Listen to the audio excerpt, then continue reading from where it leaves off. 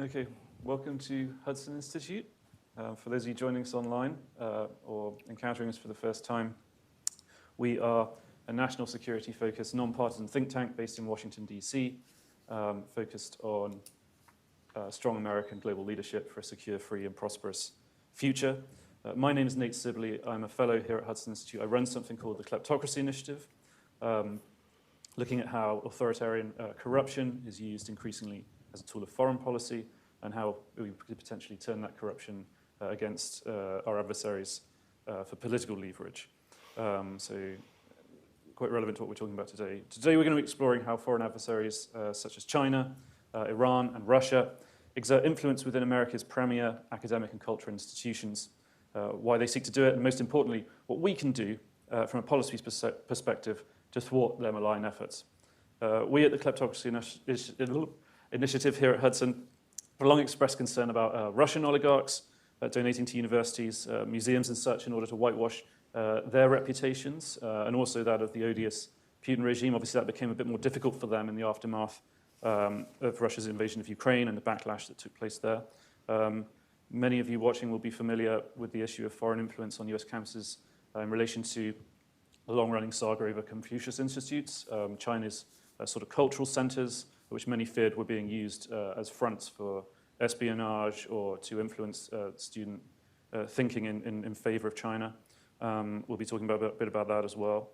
And in the past few months, we've seen this issue really hit the headlines again in relation to the anti-Israel protests taking place on campuses across the US, which have too often been a platform, of course, for violent and very anti-Semitic behavior. And the confirmation from the Director of National Intelligence, Avril Haines, that the Iranian regime had offered financial support to some of the organizations responsible for stoking that unrest. Today, though, we're going to take a bit of a step back from the headlines, hopefully, and focus on some of the sort of underlying policy challenges involved in making sure that our foreign adversaries aren't able to exert malign influence on US campuses and aren't able to shape the thinking of America's future leaders in a way that is not compatible with America's best interests. There are, of course, lots of aspects to this. You can start at the top. China's billions of dollars worth of research contracts and all the influence that brings with US universities, all the way down to the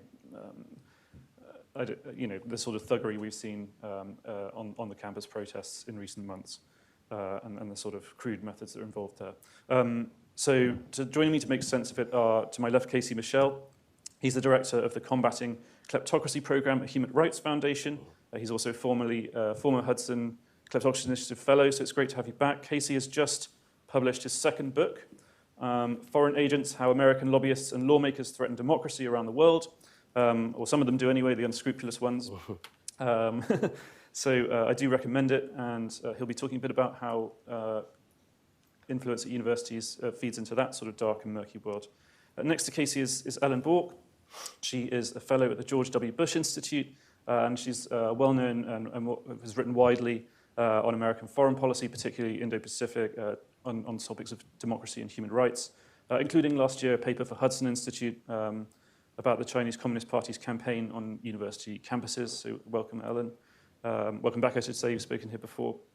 And last but not least, on the end is our very own Zineb Rabua. She's a research fellow here at Hudson, and she manages the Center for Peace and Security in the Middle East. She's going to be talking a bit about Iran as well. But Casey, I wondered if I could ask you to just kick off. And so the title of your book is about, suggests it's about lobbyists and lawmakers in terms of foreign influence and their role. Why then is there an entire chapter dedicated to universities and sort of similar educational type institutions, even think tanks as well? So I have to be careful what I say, I guess. But how does that fit into the whole sort of murky world of foreign lobbying? Yeah, it's a fantastic question, Nate, and certainly one that I was fascinated to dive into in putting this book together. Foreign Agents, which is of course on bookshelves now.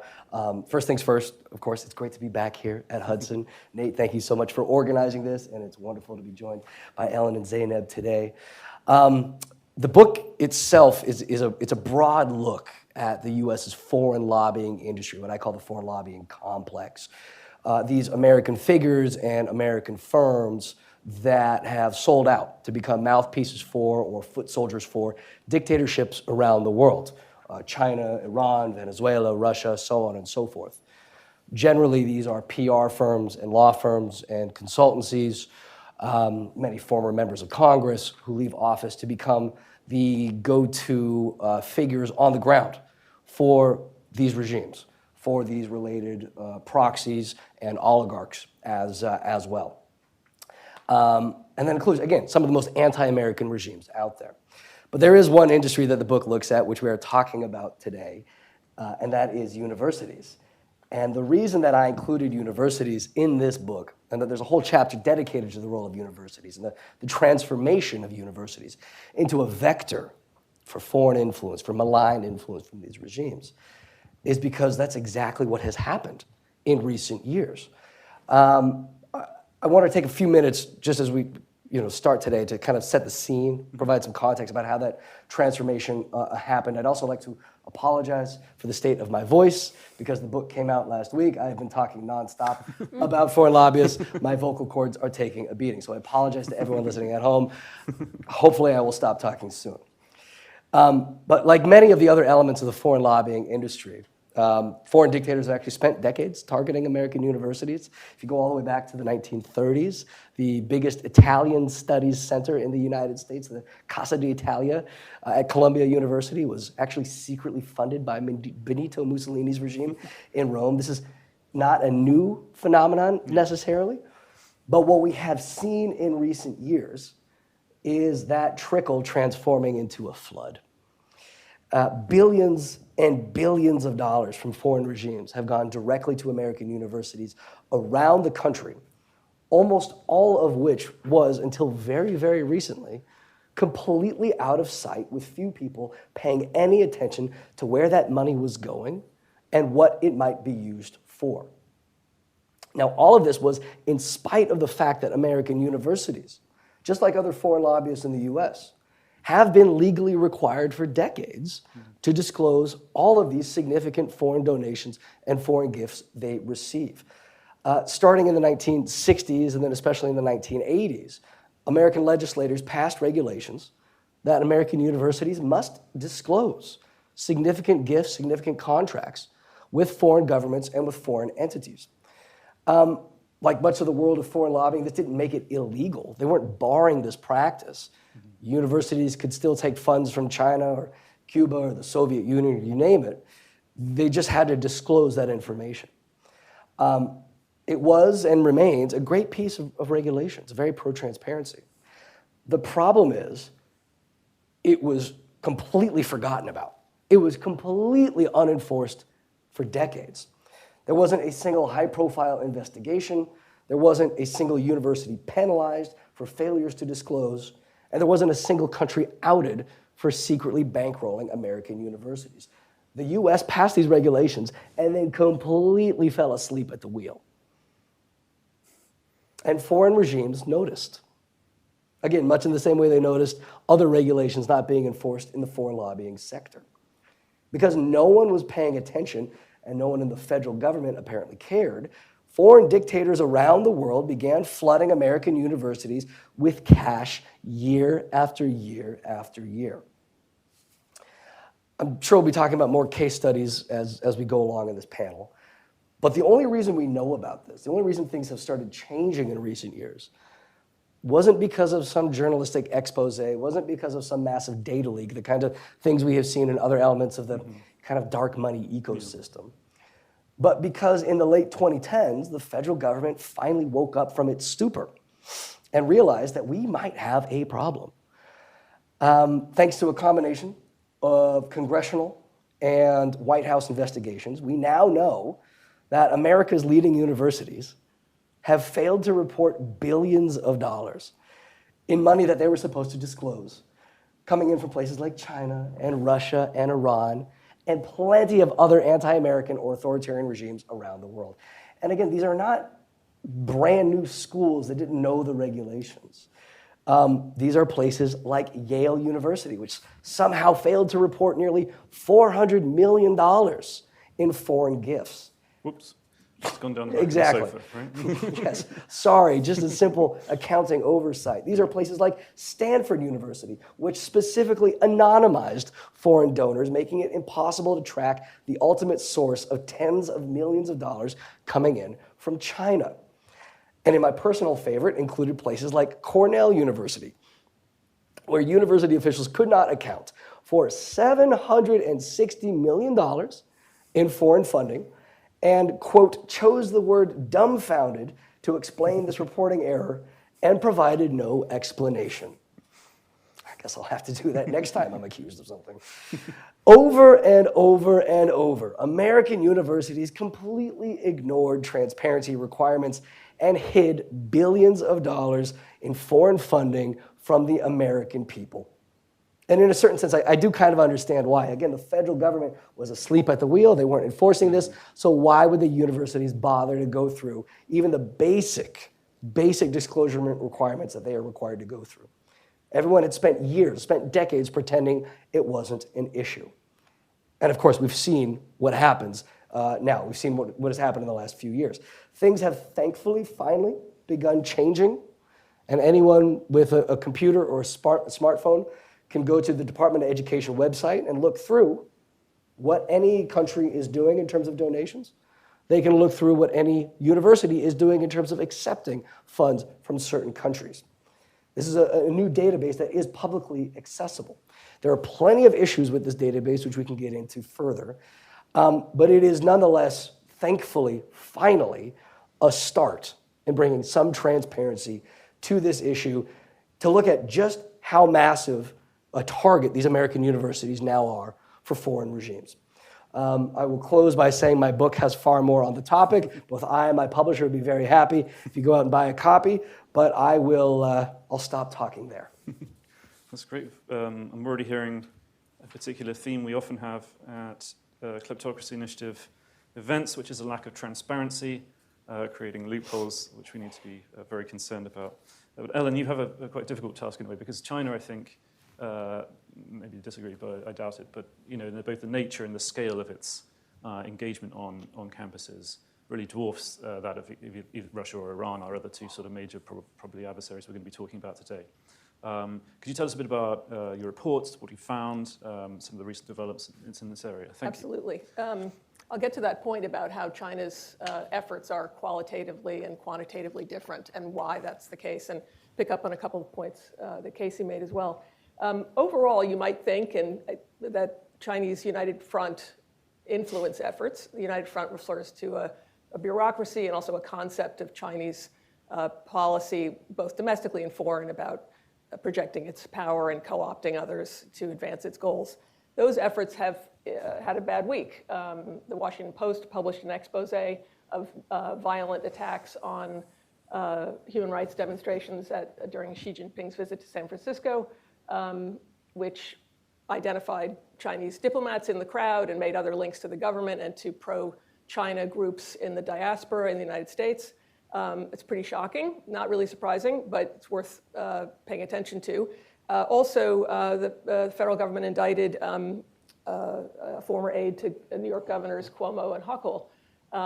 And those offenses, among the allegations were that she squelched efforts to bring Taiwan and Xinjiang concerns to the governors. And if proved, that would be extremely serious. But also, we're sort of very aware of those efforts on the part of the Chinese government in different ways. And one of the ways they do try to advance their policy positions and deter American policymakers is through efforts on campus.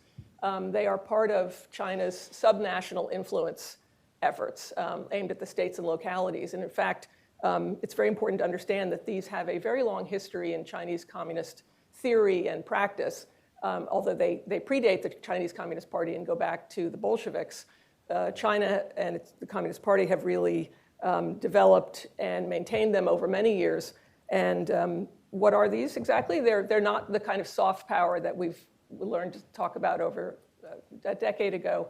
But more recently, the concept of sharp power has been coined by Chris Walker and Jessica Ludwig to explain how malign these efforts are, and that they're intended to manipulate and undermine the very kinds of institutions and sources of information that Americans and other citizens of free societies have.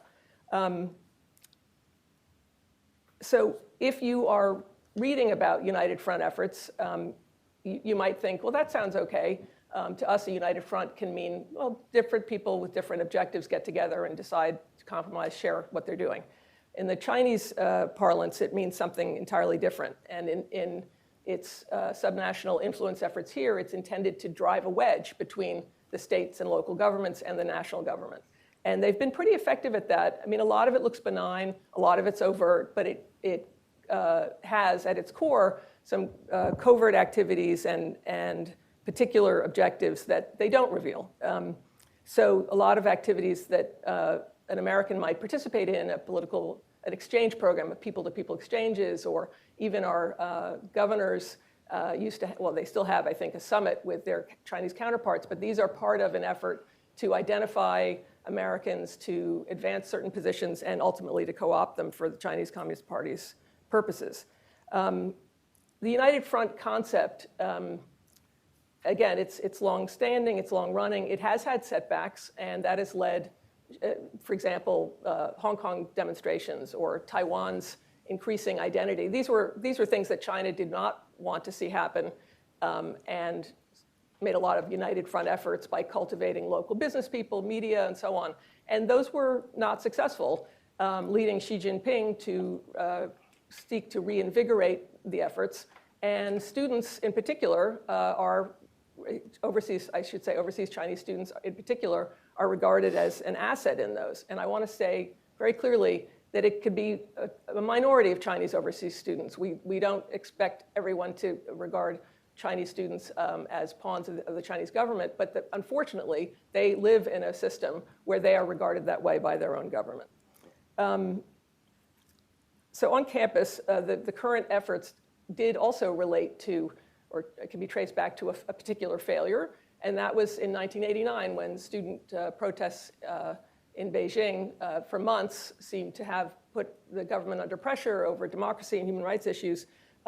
Their counterparts in the United States left the Chinese-sponsored government's student groups and became a problem. And in fact, you could read about how the embassy here tried to respond to that.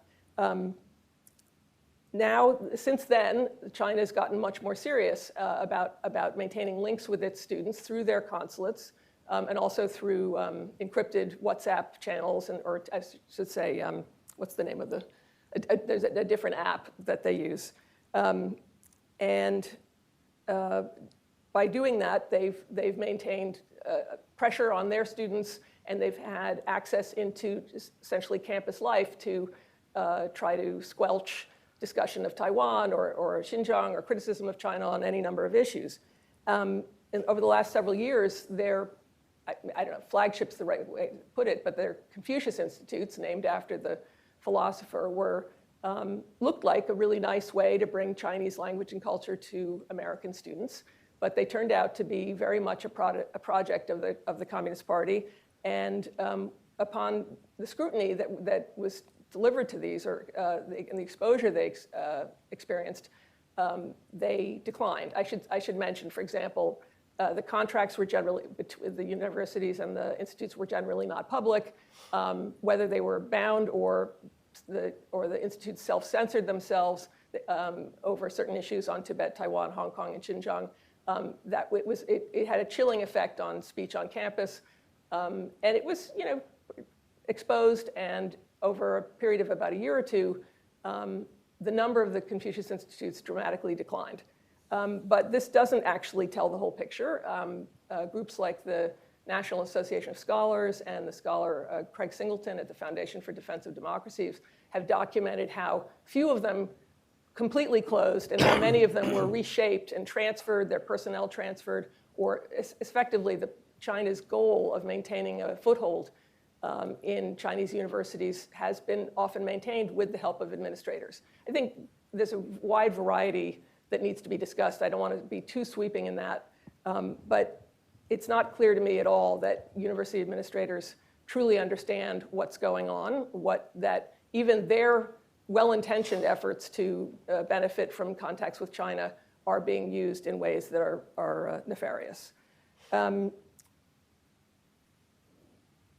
think the most important thing that hasn't happened is that university administrators still don't understand the nature of Chinese influence projects. And as Perry Link, who's a esteemed China scholar, has pointed out, that they take the Chinese party as the authentic voice of the Chinese people. And that is something that the party has worked at assiduously over time. And to the point that criticism of the party has become perceived by many in academia as racist or xenophobic. And we really need to make this distinction between the Communist Party and the students, who are, in fact, in the first instance, really the victims of the party. So I'll just make one point before I close.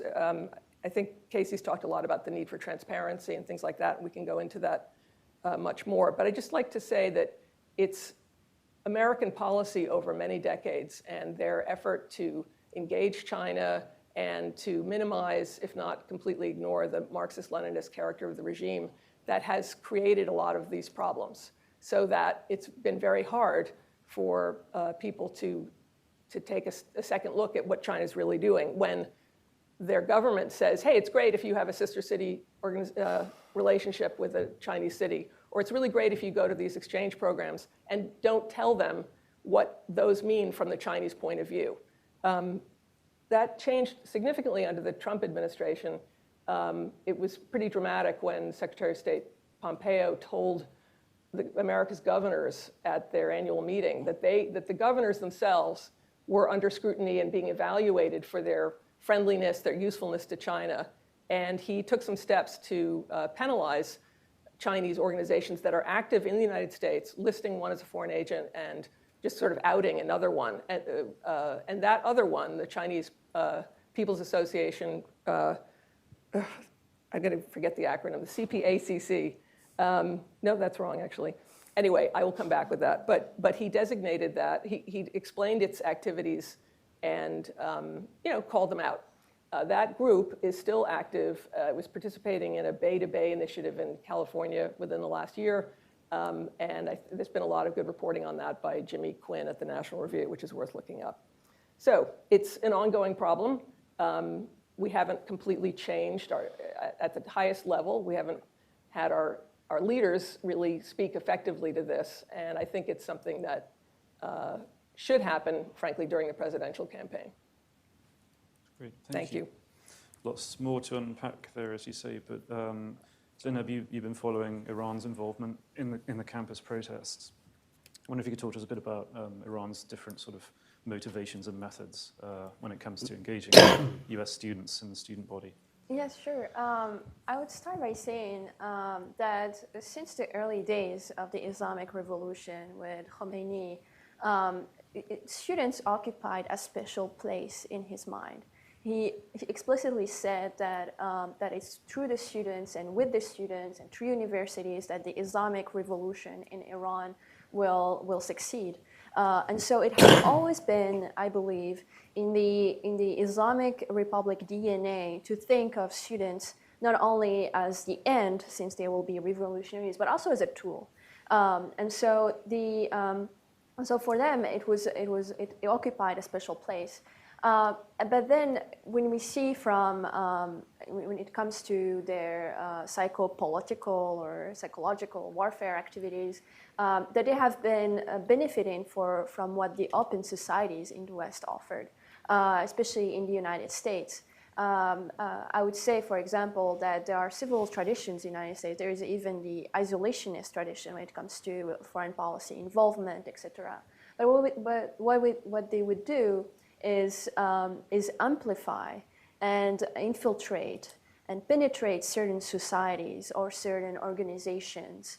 I think there was even a very important report in May from Semaphore and Iran International where they highlighted how the IRGC practically established and coordinated a whole network of Iran experts across universities, think tanks, organizations, where they would shift the narratives and mold them when it comes to talking about Iran and the Islamic Republic activities.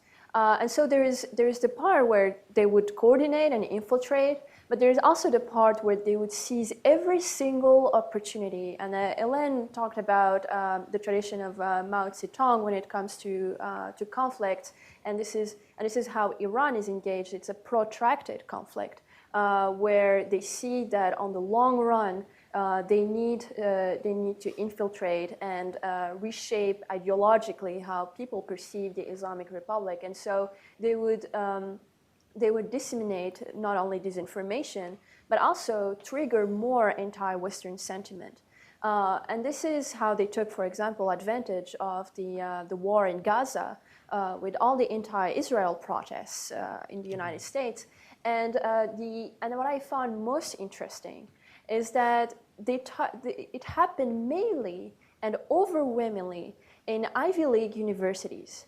And it happened for a reason. First of all, because they saw that, because for years and years, there was a decolonial ideology thriving, and that the Islamic Republic sees as friendly to the regime.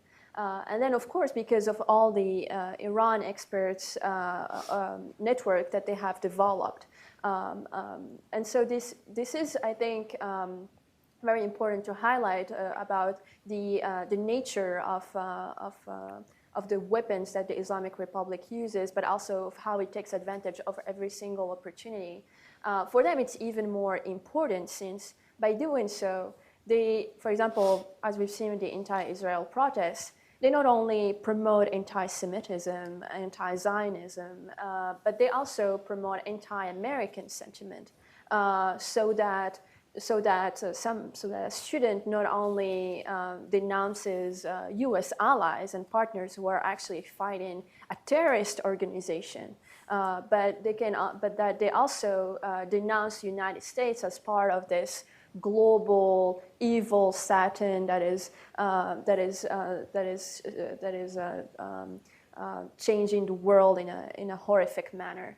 And one can see even on their IRGC related Telegram channels that what they have succeeded in doing is that they have targeted, of course, American students, but they also target Muslim American students. There were several reports, especially in Canada and in the UK, about the Islamic centers related to IRGC, where preachers would say only good things about Iran and the fight for the revolution and so on. And so it's important to see the complexity of the network that Iran has been able to develop by benefiting of all the free speech and related benefits that open societies offer, only to subvert them.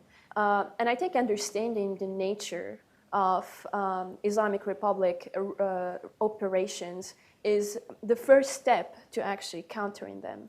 And so I would say that even, for example, when the women's revolution was happening last year, there was an amazing operation to just show that it was the United States and others who were triggering them, that it had nothing to do with Iran, and they were suppressing an immense amount of information, and as well, but the videos were leaking. It was too difficult to hide, and so it's interesting to see that they use similar methods domestically to target their own minorities, to target the women, but that they also, but because they mastered how to do it domestically, they are using the same things to target their dissidents in the United States on U.S. soil.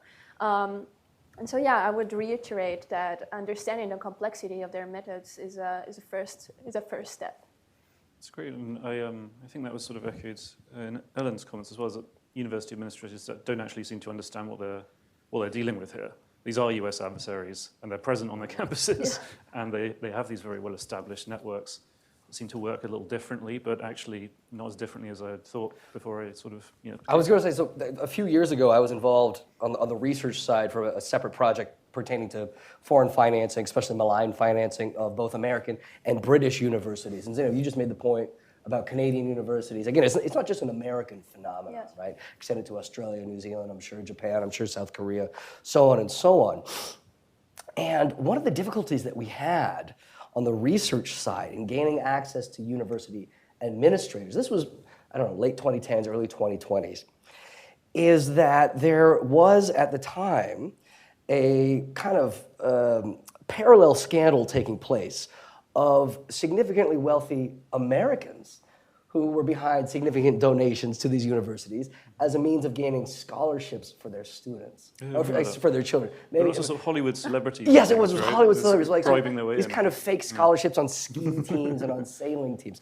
All of which is to say that these university administrators all clammed up when we came asking about, what about the foreign regimes, the foreign governments that are donating? And again, the reality being that they didn't want to discuss it, they did not want to address it, and even beyond that, they didn't necessarily even seem aware of it.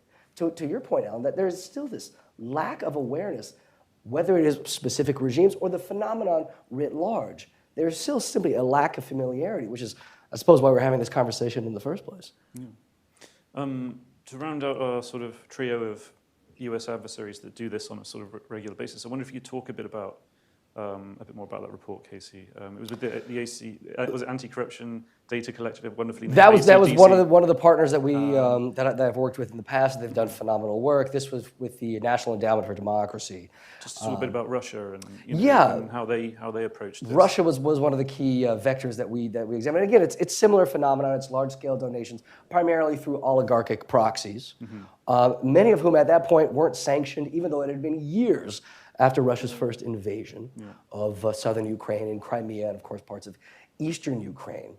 It was again unearthing similar mechanisms, similar scale donations to what we have seen out of the Irans, of the Chinas, of the Venezuelas, or elsewhere around the world. But one interesting thing that came to mind, Ellen, when you were talking about not recruiting, but targeting even specific academics or specific institutions, is that one of the things that I've worked on as a journalist in my time is examining, it was kind of a fake think tank run by a Russian dictator named Vladimir Yakunin, who is now sanctioned.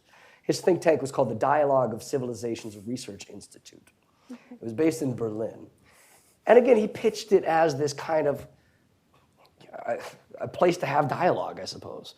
And who could be opposed to dialogue at the end of the day? And one of the key things that they did year in and year out was fly these academics, American academics, Canadian academics, British academics, sometimes to Berlin, sometimes to these lovely islands in Greece. And they would have these incredibly lavish, swanky affairs. And look, I don't begrudge anyone from wanting to go on a nice vacation. But it didn't seem to me, and in conversations with some of these academics, that they had any concerns about who was actually funding these junkets or these trips, who they were meeting with in Greece or in Berlin, and what effect they might be having in terms of furthering either Kremlin messaging or just kind of laundering these narratives writ large. Because again, at the end of the day, who can be opposed to having a dialogue with the Kremlin? Now, unfortunately, this think tank is no longer with us. It has gone belly up, but I suspect we will see evidence of similar mechanisms very soon. It's funny you mentioned that. I was invited actually, again through a bit of a proxy many years ago, Were you really? to go to an Italian villa owned by a pretty well-known Russian oligarch, not one that lived in the US, and do a presentation on anti-money laundering. I'm sure because just it's for something edification purposes. He had taken a real interest in it, apparently. I wonder Yes, why. I can only imagine why. I can't imagine why. But yeah, needless to say, I would have loved to have gone to stay in an Italian villa, but not with a Russian oligarch. Sure, of course. That was a no. But actually, while we're talking about think tanks getting approached, that does also come up in your book. I have to be a bit careful here again. I don't want to go, prodding my own organisation. But Hudson is good. We're lucky. My project can only exist at a handful of think tanks, probably, because Hudson doesn't take money from from authoritarian regimes. It doesn't take money from non-allies of the US. But on this front, there were sort of developments, Casey, when in the past couple of administrations about, because think tanks have also at times, been targets for strategic donations, should we call them, or whatever. Yeah. And sometimes it's not been clear that they haven't been quite responsive and helpful with that. Could you talk a bit about just like some of the developments over the past couple of administrations that come up with your book? Sure. Particularly in the Trump administration, there were real steps to try and sort of clean that up, weren't there? 100%. Just as the Trump administration made significant progress in addressing the threats of and realities of foreign financing for universities, the Trump administration was the very first administration in American history to take any steps toward bringing any kind of transparency to the think tank sector. I know that's not the primary topic for today, but just briefly, think tanks in the United States of America do not fall under any kind of regulatory umbrella in terms of disclosing donations from foreign governments. The Hudson Institute is really the gold standard in terms of what we see in the United States, in specifically turning away authoritarian financing, which is certainly what we have not seen from Atlantic Council, the Brookings Institution, Center for American Progress, you name it, plenty of other think tanks have taken more than enough funding, millions and millions of dollars from authoritarian regimes around the world. But we don't know how much, and we don't know from every regime because think tanks don't have to legally even disclose any of this until the Trump administration came into power in 2017, and Secretary of State Mike Pompeo, he didn't require it. This wasn't a formal, this wasn't legislative, this wasn't a formal mandate. He simply requested that think tanks, if they are meeting with American diplomats, tell them, disclose who is funding you, what foreign regimes are bankrolling you. That was the request. And that was more than any administration had ever done prior. It was absolutely a step in the right direction. And then the Biden administration came to power in 2021 and immediately rolled that back. We don't know why, but a spokesperson from the State Department told me last year that they no longer request that think tanks even go through the basic rigmarole, the basic disclosures of who might be funding them from a foreign government, especially authoritarian regimes and especially anti-American governments.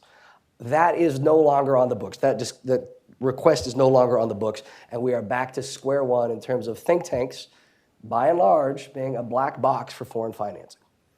So I guess we're moving towards, I'm guessing one of your recommendations would be to bring that back. Absolutely. And we're sort of moving towards the sort of last 5-10 minutes or so. We can start to think about some of this. I mean, we could have hardly begun to unpack this, but I think we've done a reasonably good job of going around some of the issues. And I'd like to sort of talk about some of the things we would like to see. I'm moving back to universities. Obviously, I think it's important to mention think tanks because we're sort of adjacent organizations. We can influence public opinion. Both non-profit sector, so it's not money laundering on the kleptocracy side. And so let's start to think about some of the things that need to happen next. I guess, Ellen, you had a bunch of policy recommendations in your report last year. Have any of those been implemented? Are there still things you'd like to see done? Again, it's a big one because China's so huge. Yeah, I'm aware that there's a House-passed bill to lower the threshold for reporting for major gifts to universities. Yes, Deterrent Act, I think it is. Correct. Yeah. But I think it's a good point, which is that some of this is sort of cultural, and it shouldn't have to be legislated, and it shouldn't have to be that adversarial. Yeah. With universities acting as though it's perfectly, they have the right and it's appropriate. I think much more needs to be done to convey to leaders of universities, as well as state and local leaders, governors and mayors, what the situation is, how they're being used. They're hardly, they may see some benefits, but they might be quite horrified by, as they should be, for example, by this indictment of the governor's aide in New York. And I think there's a lot more out there about that kind of thing. So, and I think it's certainly true in our system that China has this, Maoist directive to divide the country, use the countryside to encircle the core. It's a real marching order for them. And I think states and locals, governments and university leaders need to understand that. And it's unfortunate, it's a good thing. Our federal system leaves so much power to the states, but it means that they have little responsibility, no responsibility for national security, but often have some ability to complicate that. And we've seen there are some major organizations that promote these state ties with China. And I think people misunderstand the dangers therein. And we've even seen some governors sort of talking very irresponsibly about how conflicts at the national level with China benefit them because they have more opportunities and they're sought out by the Chinese. That's incredibly naive. Yeah. Zina, presumably a lot of the stuff that Iran is doing here is illegal anyway.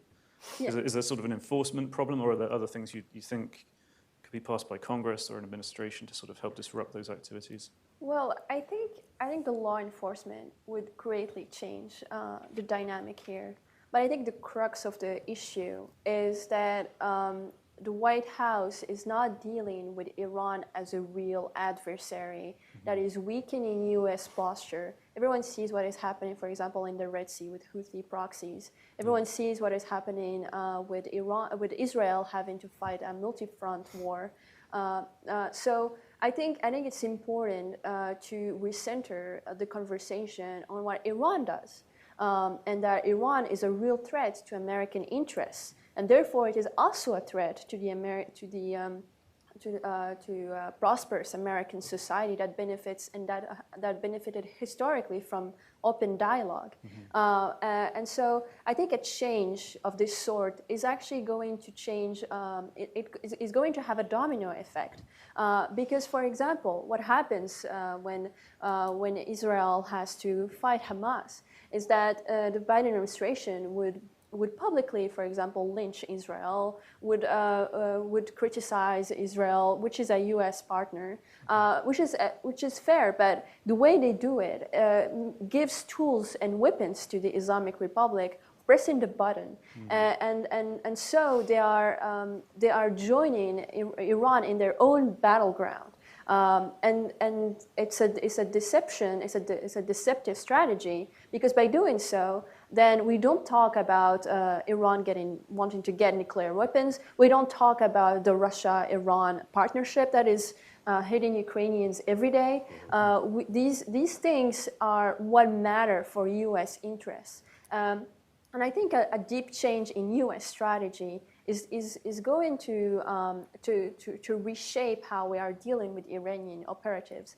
I think it's especially important because they have, as my colleagues pointed out, that it's not just happening in the United States. It's happening everywhere.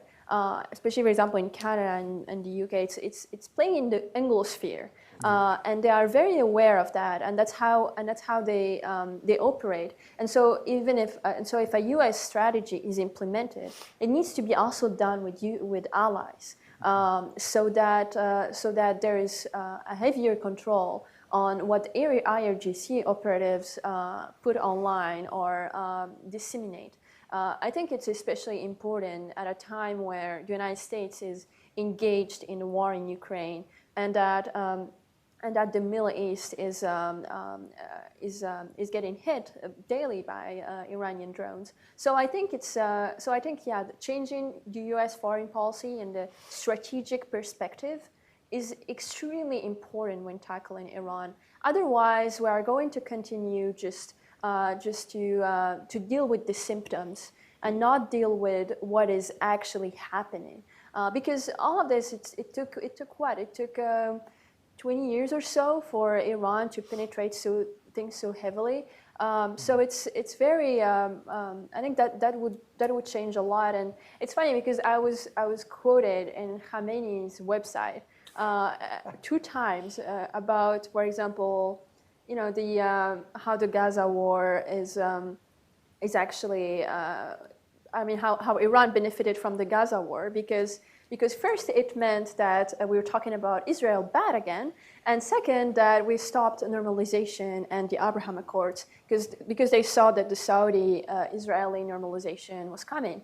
And they quoted me on that, saying that, yeah, actually she's right. And I was thinking, this is exactly what they're doing. They are using every single opportunity to go after American interests and to go after U.S. allies. They've done it in Yemen against Saudi Arabia, and they're doing it now. So yeah, it's been a pattern that needs to stop. Zineb, were you just refreshing? Did you go to the website just to try to look at the statement and then you saw your I name? I did. Or did it get picked up in Hudson's daily press clips that get sent around to us all? I must have missed that one. I don't Bit of an think it has, unusual but don't be platform funny. for us, but yeah. Casey, I guess last word to you. Is there anything you'd like to add in terms of, in your book, what are some of the recommendations? Sure. And again, the book has far more. It's Foreign Agents. It's available on bookshelves now. A couple points I want to echo, though, to what Ellen said in terms of focusing on, paying attention to, and then beyond that, investigating, especially state-level operatives and actors and networks, absolutely is a must. You mentioned the indictment just the other day of the former top aide to the New York governor. As far as I can recall, that was the very first instance of a foreign lobbying charge being levied against a state-level official. And of course, in this case, against a woman who's working on behalf of the Chinese Communist Party. Some of the details from that case I will remember for a long time, including the salted duck deliveries, I believe, to her in-laws. Again, you can't make some of these details up. But I suspect, we have every reason to suspect, that is a symptom of a far, far larger issue of the subnational network. It's not just in Washington or London or Ottawa or Canberra. It is around these countries and is around, as Zainab said, the Anglosphere, and presumably much broader than that as well. More particularly, we have to continue focusing on transparency requirements, and transparency enforcement for American universities. I'm not here today to just bash the Biden administration, but I have to call a spade a spade. They have done a terrible job in maintaining the progress we had seen previously in terms of transparency in the university sector. By all intents and purposes, or by all appearances, I should say, they have dropped all investigations into universities that either were or were not complying with these transparency requirements. Just recently, the database that I mentioned earlier, the Department of Education website, went through a contract change that now makes it more difficult to navigate and to identify specific pieces of specific information. The progress we had seen is degrading. It doesn't have to. These are simple fixes that you need the kind of institutional wherewithal and focus and resources to push forward.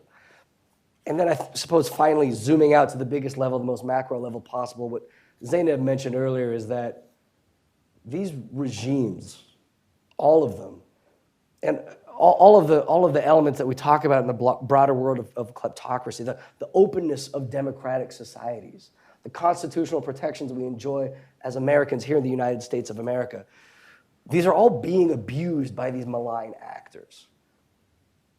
This post-Cold War notion of the opening of societies, the opening of economies, and the simple kind of legal architecture that we could cast widely and lead these regimes to transition to being democracies, that has failed. That is a failure. That simply opened up the doors for these regimes to step in and target us here on the ground, and target those in universities, the academics, the researchers, and the students. And the sooner the university administrators realize that, the better off we will be. The sooner federal regulators realize they have to enforce these requirements, the better off we will be.